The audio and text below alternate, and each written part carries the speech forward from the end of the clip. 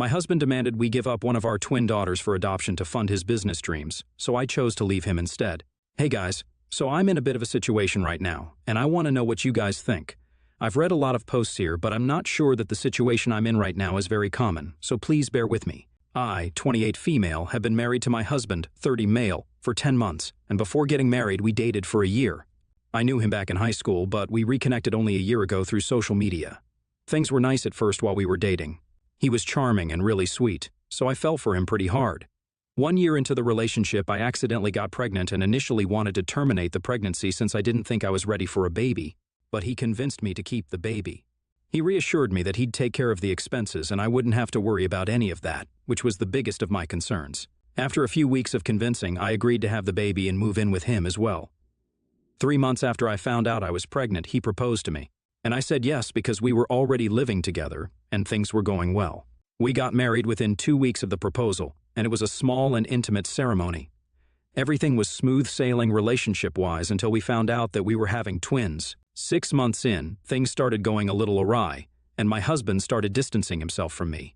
I tried not to take it to heart because I really wanted to believe that I'd made the right choice, but with time, I was less and less sure of it because the closer I got to my due date, the more the distance between my husband and me increased. I confronted him about it several times, but he told me that he was fine, just nervous about the babies, and that's all. I took his word for it and tried not to worry too much, but I couldn't help it. About a month and a half ago, I finally gave birth to 2 beautiful twin daughters, and I couldn't have been more thrilled about it. My husband seemed happy, but that didn't last for long. In fact, he went back to his usual distant and glum self once my daughters were born. He would do everything but wouldn't talk to me, and I felt like he didn't even love me or the kids anymore. Then he finally proved me right a week ago by saying that he wanted to give one of our daughters up for adoption because this wasn't part of the plan, and he wanted to save money for the future. By the future, he meant that he wanted to save money so that he could start his own business later on in life.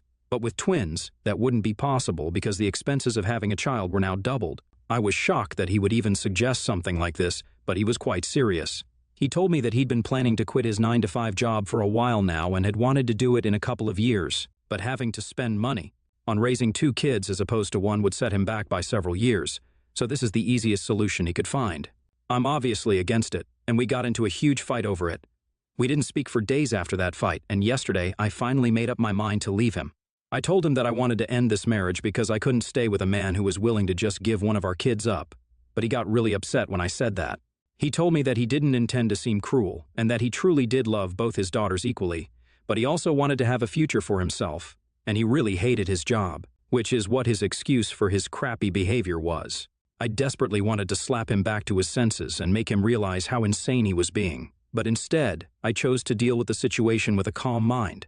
I told him that I'd agree to let him give one of our daughters up for adoption, if and only if he agreed to let me claim 75% of whatever his income would be once he did manage to start his own business. He'd also continue to pay 50% of the expenses as child support for the daughter, who would be put up for adoption, until she turned 18.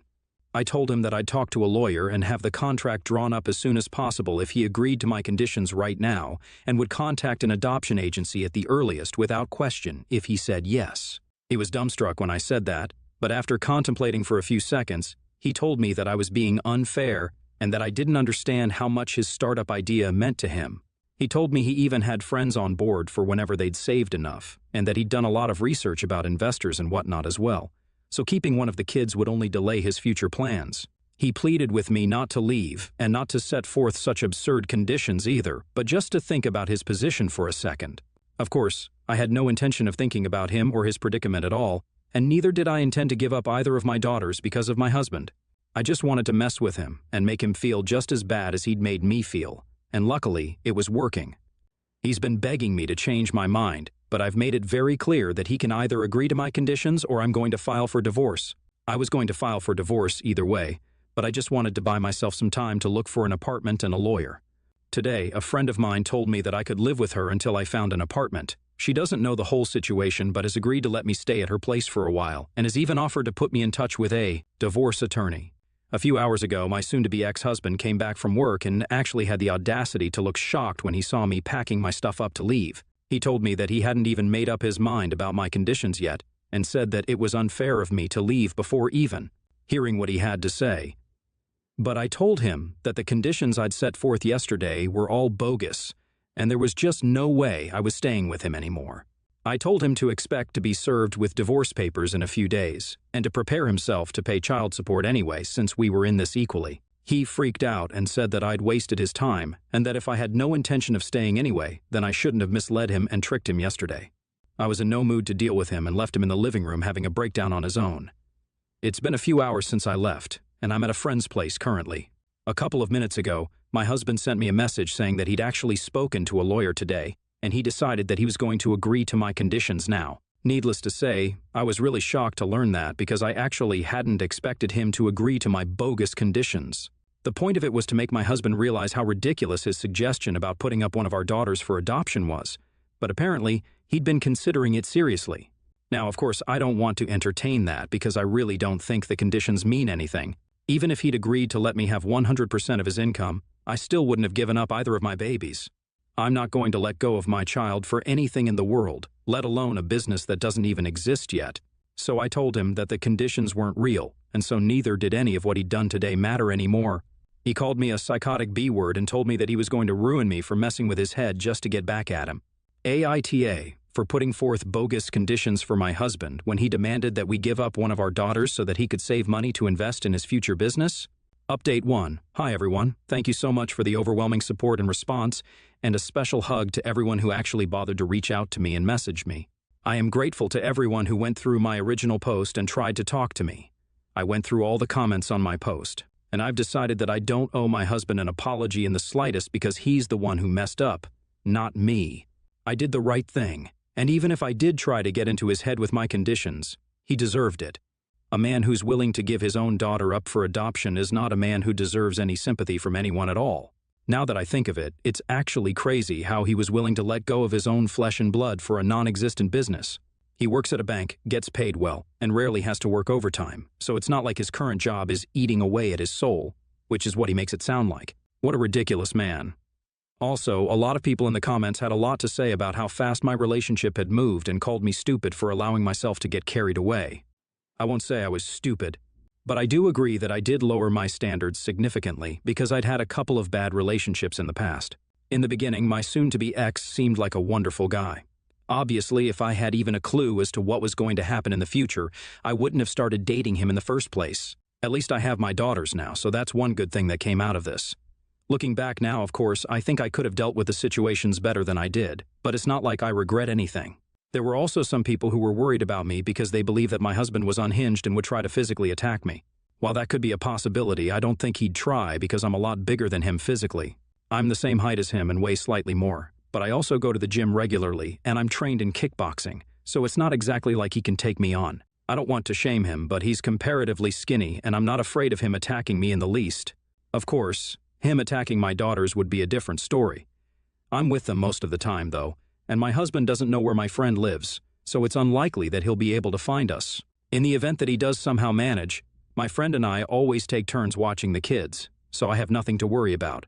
It's really sweet that everyone's concerned about our well-being, but trust me, guys, we're totally and completely safe here. Update 2. So today, I finally filed for divorce. It's been a week since I moved out, and I've blocked my husband everywhere, so he hasn't been able to reach out to me yet. He had called my parents a few days back, but they refused to entertain him and blocked him as well. So have all my friends, and right now, he just has no way to contact me, which is so peaceful and stress-free for me. I've resumed working from home because I really need the money right now since I don't think my husband is reliable at all. I'm dog-tired, but this is my best bet moving forward. I'm lucky that my friend has been kind enough to help me out with the place, and also lends a helping hand whenever she's at home and watches the kids for me. She's been doing more than my soon-to-be ex-husband would when I was living with him during the first few weeks after I gave birth. I guess that should have been my signal to hit the road, but I still wanted to continue trying and wanted to make things work out with him. I've demanded full custody of my daughters, and I don't think it should be too much trouble obtaining that because, the guy was willing to give one of the two up for adoption, so I don't think I need to elaborate. He's clearly not fit to have kids, but since he's the one who convinced me to have them and he's their biological parent as well, he owes it to them whether he wants to do so or not. My lawyer has told me that he'll be served in a couple of days, and I really just hope that he doesn't decide to contest it or do something unnecessary and stupid. He definitely doesn't want me back, and neither do I. But I wouldn't put it past him to contest a petition or try to obtain joint custody of our daughters just to be petty and drag me into a totally unnecessary legal battle so I'd end up wasting my money on court visits and lawyers. It's unlikely, but it's not impossible that he'd do something like that just to be petty. Besides, he did threaten to get back at me for messing with his head in that text that he sent a week back when he found out that I never intended to give either of my daughters up at all and planned on leaving him anyway. I'm not scared, but truth be told, he is in fact financially better off than I am right now, and maybe he can afford to waste a ton of money on lawyers and legal issues. But I really can't, because I have myself to worry about along with my daughters. I'm lucky that my friend is letting me live with her for the time being, but this can't be a long-term plan, and I'll have to start looking for an apartment soon enough. After that, there'll be rent, electricity, water, groceries, and a million other bills to think about, so I'm definitely a little concerned about what his response to this petition is going to be. I'm keeping my fingers crossed. Update 3. Okay, so my husband finally managed to contact me today. I posted that last update a day before, and not even 24 hours later, he managed to find a way to bother me. I guess I spoke too soon. I had indeed blocked him everywhere, but unfortunately he knew about my work email address and I hadn't blocked him there. So he sent me a lengthy email about how I was making a mistake by leaving him, and that I couldn't just make a mockery out of our marriage by leaving him within less than a year. He told me that his parents had been asking about their granddaughters, but he obviously didn't have anything to tell or show them, and was getting pretty desperate from what I gathered after I went through his email. It's not surprising that he wants to appease his parents and hasn't even told them about the divorce yet because they're kind of on the more conservative side and don't approve of the idea of divorce at all. My husband lives in a house that's being paid for by his parents, so he has to keep them happy, or else he might end up on the streets. Which is probably why he was so desperate to talk to me and pretend like he'd never called me the B word and threatened to ruin me. He even had the audacity to suggest that we could at least pretend to be married and keep up appearances for his parents' sake for as long as they're around, and whatever he'd inherit from them, we'd split it between the two of us. It was actually pretty funny to go through his email because it made me realize just how delusional this guy was. I mean, if he could suggest that we just give one of our daughters up to save money, then trying to strike a deal with me, where we pretend to be married for the sake of his parents, isn't even the worst idea that he's come up with. It's ridiculous, the lengths that he's willing to go to just to satisfy his greed, and I actually feel disgusted with myself for ever believing that this man could have been my soulmate. I can't believe I even stayed married to this clown for so long. Even after he started distancing himself from me while I was pregnant with his future kids. That should have been it for me, but unfortunately, I'm too much of a romantic to see things for what they really are, and now this is what I have to deal with. I'm just grateful he's the ridiculous kind of insane that I can laugh at, and not the violent kind of insane. I decided to ignore and delete the email and blocked him, but I think he's going to find another way. Update 4. So, my soon-to-be ex-husband decided to visit my parents today.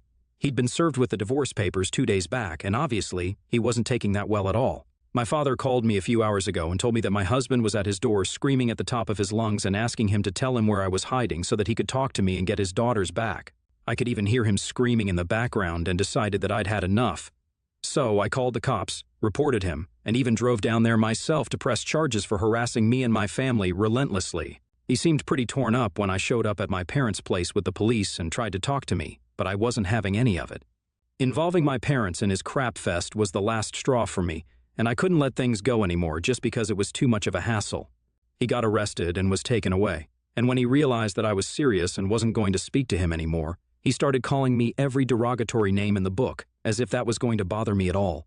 Once all that was done with, I came back to my friend's house, and my parents decided to drop me off because they wanted to see their granddaughters as well.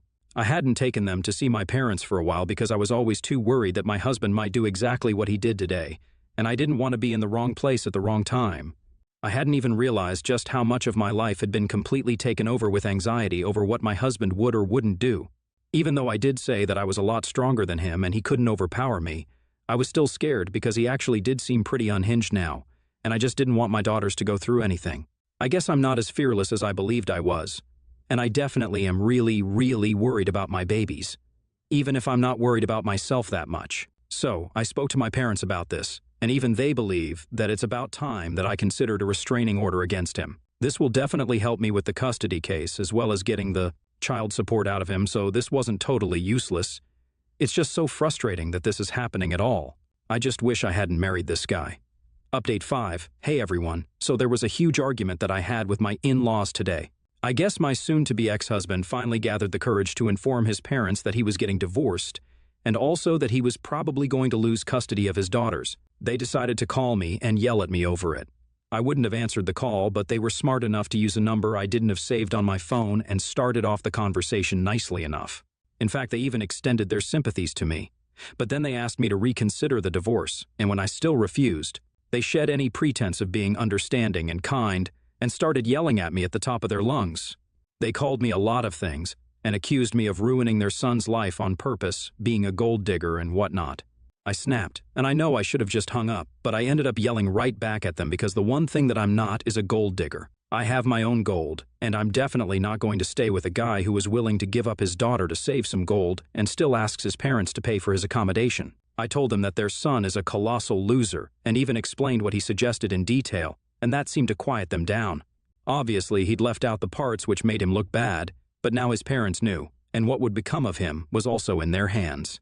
I don't think they'd like the idea of their own son suggesting that we give up one of our twins to save money, not after all the crap they talk about family values and morals and blah blah blah. They definitely won't like the idea that my husband had us pretending to still be married so that he wouldn't be left out of the inheritance. But that's between him and his parents and not me, so I don't have to care about it. I've already filed for a restraining order, and hopefully it'll be granted soon enough. Update 6. Hey, I'm back for one final time because I'm supposed to go back to work physically in a few days. A couple of weeks have passed since my last update, and this is going to be relatively short since all I have to say is that my soon-to-be ex-husband decided not to contest the divorce and also isn't fighting for custody. I don't know exactly what happened, but I'm guessing that his parents kicked him to the curb, and now, if he wants to save money, he can't afford to come after me with all that he's got just to be petty. He definitely cannot ruin me like he'd originally planned to. I'm thrilled because all that's left to do is the settlement negotiations under the supervision of our respective lawyers. Since I do have a restraining order against him now, all I care about is the child support, to be honest, and then I can move on with my life and only think about my beautiful daughters. I've moved into a studio apartment, and I do miss my friend, but I try to get my parents to help me out with the kids sometimes. I'm doing my best, but I'm sure as hell going to give my kids the childhood and life they deserve.